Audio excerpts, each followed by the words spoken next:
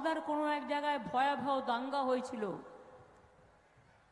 সে এবং কৃষ্ণেন্দু ছুটে গিয়ে দাঙ্গা বন্ধ করেছিল। প্রসূন অফিসার থেকে রিজাইন করে ও ডিআইজি পোস্টে কাজ করত,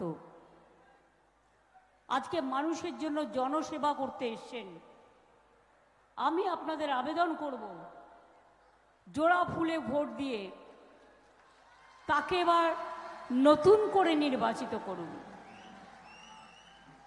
আমি দেখছি বারবার, আগের বারও এখান থেকে যিনি বিজেপির জয়লাভ করে গেছেন, আপনারা আমায় বলুন তো, গাজলের মানুষ, মালদার মানুষ, উত্তর দিনাজপুরের মানুষ, দক্ষিণ দিনাজপুরের মানুষ, মালদা উত্তরের মানুষ, মালদা দক্ষিণের মানুষ, সারা বাংলার মানুষ, মুর্শিদাবাদের মানুষ, বিজেপি কার জন্য কি করেছে? ক্ষতি করা ছাড়া কারো ভালো করেছে? আমার সাথে আমি সম্মান জানাই আমাদের সমর মুখার্জি, অতি পুরাতন, দীর্ঘদিনের তৃণমূল কংগ্রেসের সাথে আছেন এবং তিনি সারাক্ষণ মানুষের কাজ করেন। জেলা তৃণমূল কংগ্রেসের চেয়ারম্যান আব্দুর রহিম বক্সি, সভাপতি আমার জেলা তৃণমূল কংগ্রেসের, ওকে আর মতুয়া সংঘের সভাধিপতি মমতাবালা ঠাকুর, এখন আমাদের এমপি আছেন রাজ্যসভায়, ওদের দুজনকে আমি মালদার আর একটা মিটিংয়ে পাঠিয়েছি এক্ষুনি। আমার সাথে আছে তাজমুল হোসেন, যিনি আমার মন্ত্রিসভায় আছেন, যেমন ইন্দ্রনীল সেন আছেন, আপনাদের কাছে এসছেন। মৌসুম নূর এই জেলা থেকে, তাকে আমরা সাংসদ করে পাঠিয়েছি রাজ্যসভায়।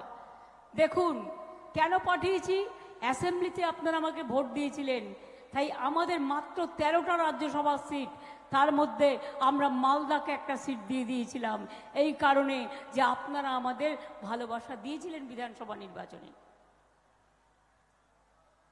নিহার রঞ্জন ঘোষ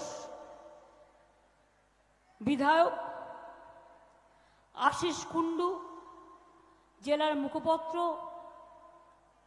দীনেশ টুডু সভাপতি ব্লক তৃণমূল কংগ্রেস, রঞ্জিত সরকার, প্রসেনজিৎ সহ মতুয়া সংঘের এখানকার সভাপতি সহ রাজবংশী সম্প্রদায় থেকে শুরু করে, আদিবাসী সম্প্রদায় থেকে শুরু করে, বাঙালি থেকে শুরু করে, তপশিলি থেকে শুরু করে, সংখ্যালঘু থেকে শুরু করে, হিন্দি ভাষী থেকে শুরু করে, জৈন ভাষী থেকে শুরু করে, আমার আদিবাসী ভাই বোনেরা থেকে শুরু করে, আমার সাংস্কৃতিক শিল্পীরা থেকে শুরু করে, মা বোনেরা থেকে শুরু করে, আমার মা ভাই বোনেরা সকলে এখানে উপস্থিত আছেন। কাঠ ফাটা রৌদ্র, আমাদের দুর্ভাগ্য প্রতি বছর ঠিক এই সময়টা ইলেকশন ফেলা হয়। আর অন্যবার যদিও বা ইলেকশন 8ই মে বা 10ই মের মধ্যে হয়ে যায়, এবারে তো জুন মাসের 1 জুন পর্যন্ত ইলেকশন চলবে, তারপরে আবার 4ই জুন কাউন্টিং চলবে। কাকে সুবিধে করে দেওয়ার জন্য? এত গরমে মানুষের কষ্ট হচ্ছে, বুঝতে পারে না বিজেপিরা? বিজেপি ঘুরে বেড়াবে। মাননীয় প্রধানমন্ত্রী মহাশয় সারা দেশে ঘুরে বেড়াবেন, পার্টির হয়ে প্রচার করবেন, তাই তাকে সময় দেওয়ার জন্য। মনে রাখবেন, তাদের তো কোনো অসুবিধে হয় না, আমাদের হোটেল ভাড়া করে থাকতে হয়, কারণ ইলেকশনের সময় আমাদের এটা নিয়ম, আমরা এই কালচারটা মেনটেন করি। আর প্রধানমন্ত্রী কিন্তু আর্মির প্লেন ব্যবহার করেন, প্রধানমন্ত্রীর প্লেন ব্যবহার করেন, সব সুযোগ সুবিধা নেন, যেমন ওদের সব মন্ত্রীরা নেয়। যদিও মনে রাখবেন, এখনকার কেন্দ্রে যে সরকার আছে, যাদের নির্বাচন, এটা কিন্তু ইলেকটেড গভর্নমেন্টের টার্ম শেষ হয়ে গেছে। এখন ইলেকশন যখন শুরু হয়েছে, তখন কিন্তু এটা কেয়ারটেকার গভর্নমেন্ট। কিন্তু দুর্ভাগ্য, কেয়ারটেকার গভর্নমেন্ট যা ইচ্ছে তাই করে যাচ্ছেন। বলুন তো, গাজলের মানুষ অনেকে বড় বড় কথা বলেছেন,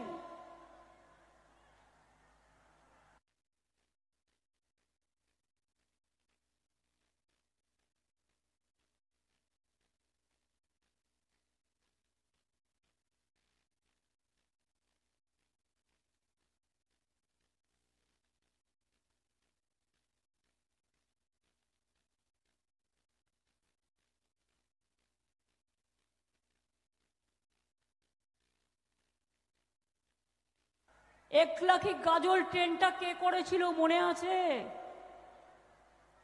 কি মা বোনেরা মনে আছে না ভুলে গেছেন? একলাখি বালুরঘাট কে করেছিল? কে করেছিল? কে চালু করেছিল? কে লাইন করেছিল? প্রথমে একলাখি গাজল, তারপরে গাজল থেকে বালুরঘাট মালদা। কে করেছিল? আমি করেছিলাম, বিজেপি করেনি। কেন ওদের ভোট দেবেন?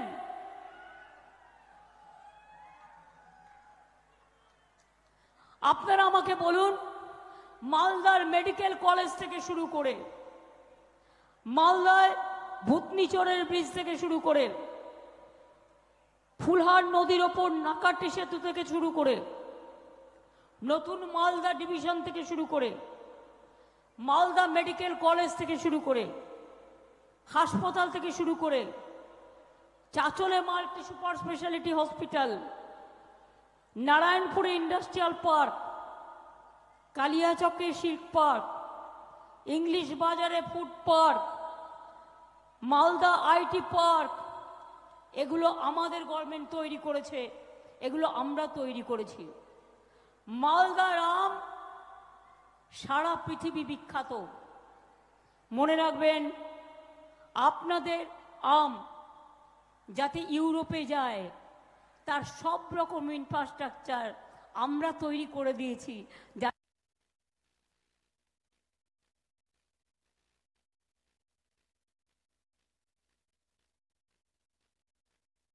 যাতে আপনাদের বিদেশ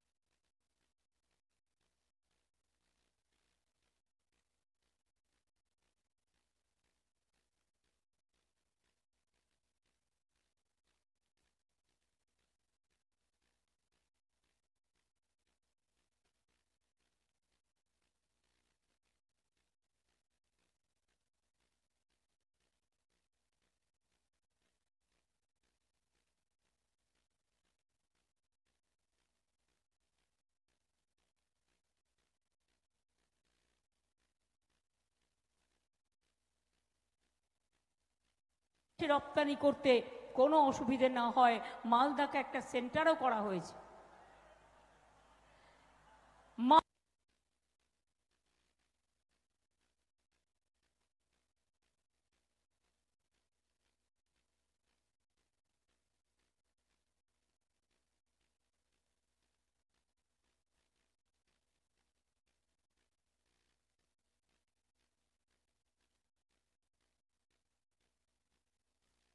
মালদা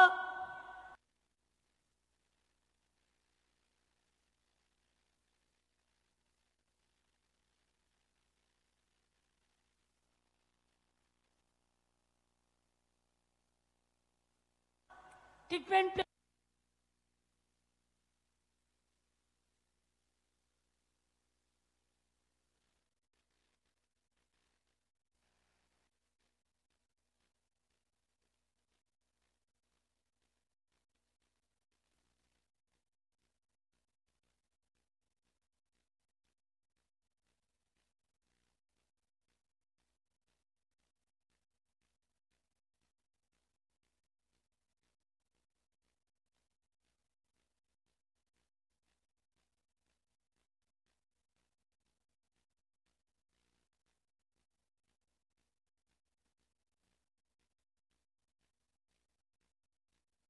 প্ল্যান করা হয়েছে এর জন্য হট ওয়াটার, আমগুলো যেন ভালো থাকে।